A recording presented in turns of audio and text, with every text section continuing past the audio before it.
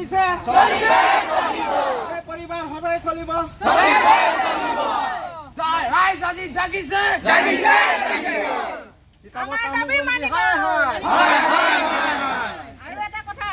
ৰাতি কেতিয়াবা জাবৰৰ গাড়ী ডাইৰেক্ট ঘুমাই গুচি যায় কিন্তু মানুহবোৰ তেতিয়া শুই থাকে নহয় পিছত তেনেতো গম নাপায় জাবৰৰ গাড়ী ৰাতিও পেলাই দিয়ে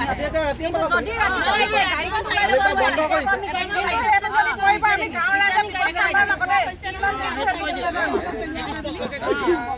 তিতাবৰ পৌৰসভাক লৈ এতিয়া ক্ষোভিত একাংশ ৰাইজ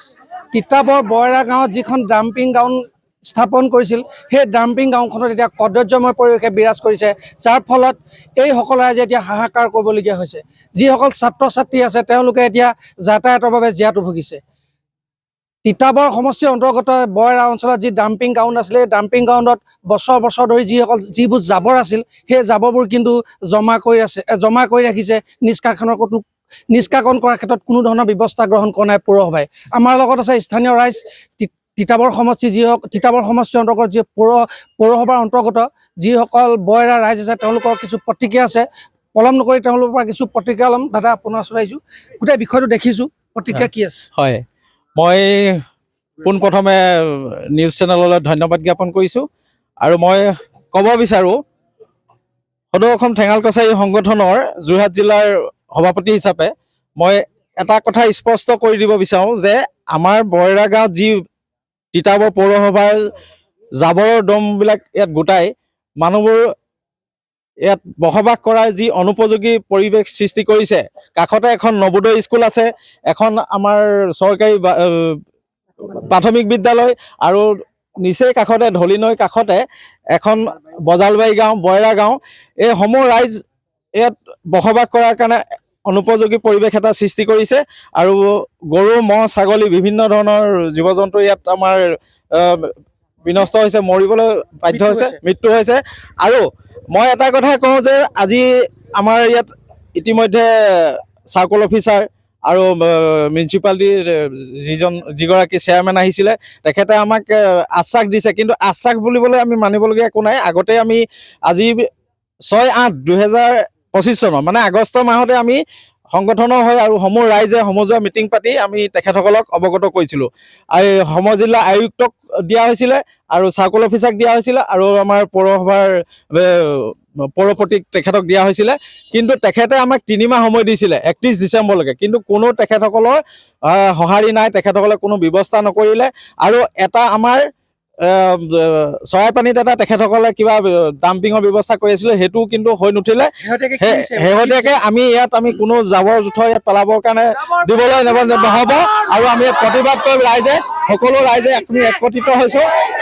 মই ইমানকে ক'লোঁ ধন্যবাদ জনাইছোঁ আমাৰ লগত আছে আৰু এগৰাকী মহিলা তেওঁৰ পৰা কিছু প্ৰতিক্ৰিয়া ল'ম কি ক'ব গোটেই বিষয়টো দেখিছোঁ হয় বিষয়টো মানে কি হৈছে এতিয়া ইয়াততো থকাৰ অনুপযোগী হৈছে কিন্তু খোৱা খাদ্যও মানে এতিয়া ওলাব নোৱাৰে যি কি ঘৰ ওচৰতে মানুহ আছে তেওঁলোকৰ যদি কিবা অসুখ বিসুখ হয় ডক্তৰ যাবলৈও দিগদাৰ হয় ৰাস্তাটো ইমানেই কদৰ্যময় হৈ পৰিছে মানে লেতেৰা যিবোৰ বস্তু ৰাস্তাটো পেলোৱাৰ কাৰণে মানে মানুহ অহা যোৱা কৰা একেবাৰে হেৰি নহয় অনুপযোগী সম্ভৱ নহয় তাৰ কাৰণে তাতে ওচৰতেতো বাচ্চাবোৰো আছে ন বাচ্চা ল'ৰা ছোৱালীবোৰ আহিব লাগে স্কুললৈ আহিব ইমান এটা লেতেৰা পৰিৱেশত ল'ৰা ছোৱালীবোৰ বেমাৰ আজাৰ হয় তাৰ পাছতো মানে কথাটো কি হৈছে গৰু গাইটো পুহিব নোৱাৰি আজি আমাৰ এইখন গাঁৱৰ মানুহে এচপৰা গোবৰ মানে ব্যৱহাৰ কৰিব নোৱাৰে ইমান লেতেৰা গোন্ধাই গোবৰখিনি আমি এতিয়া এইটো দাবী মানি লৈছোঁ কওঁ যে ইয়াত এইটো এতিয়া আৰু ডাম্পিঙৰ নালাগে যাব পেলাই মানে আৰু গাখীৰ অকণো খাব নোৱাৰোঁ তাৰমানে এনেদৰে আচলতে ক্ষোভত ফাটি পৰিছে এইসকল জনতা আমাৰ ওচৰত গাঁও প্ৰধান তেওঁৰ পৰা কিছু প্ৰতিক্ৰিয়া ল'ম কি ক'ব গোটেই বিষয়টো হয় আপোনালোকৰ চেনেলক মই ধন্যবাদ জ্ঞাপন কৰিছোঁ আৰু সকলোকে ধন্যবাদ জ্ঞাপন কৰিছোঁ আমাৰ বয়ৰা ডাম্পিং গ্ৰাউণ্ডত জাবৰ পেলোৱাৰ বাবে বিভিন্ন দিশত প্ৰদূষণৰ সৃষ্টি হৈছে এইটো সত্য কথা আৰু বিজ্ঞানসন্মতভাৱে জাবৰ যদি নিষ্কাশন কৰা নহয় আৰু তেওঁলোকে প্ৰতিশ্ৰুতিও দিছিলে নকৰাৰ বাবে আমাৰ ৰাইজ ক্ষুব্ধ হৈছে আৰু এই ক্ষেত্ৰত সম্পূৰ্ণৰূপে আমাৰ ৰাইজে জাবৰ নিষ্কাশন কৰা আৰু এই প্ৰকল্পটো বন্ধ কৰা যি দাবী তুলিছে সেই দাবীত মই একমত প্ৰকাশ কৰিছোঁ আৰু এটা কথা তিতাবৰ পৌৰসভাখন কিন্তু খোৱা কামক লৈ আসনখনক খোৱা কামক লৈ জনসাধাৰণৰ কোনো ধৰণৰ উন্নয়ন কৰা নাই অকল খোৱা কামক লৈ ব্যস্ত জনসাধাৰণৰ কিন্তু সমস্যাখিনিক লৈ আওকাণ এই ক্ষেত্ৰত তিতাবৰ পৌৰসভাৰ ভিতৰ ভাগৰ কথাটোত মই নোসোমাওঁ কাৰণ তেখেতসকলে কি ধৰণে কি কাৰ্যসূচী হাতত লৈছে সেই বিষয়ে মই ইমান অৱগত নহয়। হয়, ধন্যবাদ জনাইছোঁ। এনেদৰে আচলতে ক্ষোভত ভাগি পৰিছে এইসকল জনতা। অতি শীঘ্ৰেই এই যি ডাম্পিং আছে এই ডাম্পিং গ্ৰাউণ্ডৰ ক্ষেত্ৰত এক ব্যৱস্থা গ্ৰহণৰ আহ্বান জনাইছে এইসকল জনতাই।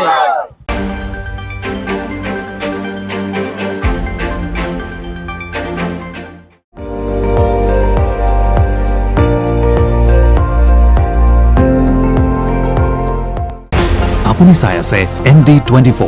সৰ্বশ্ৰেষ্ঠ নহয় সৰ্বোত্তমৰ দৌৰত।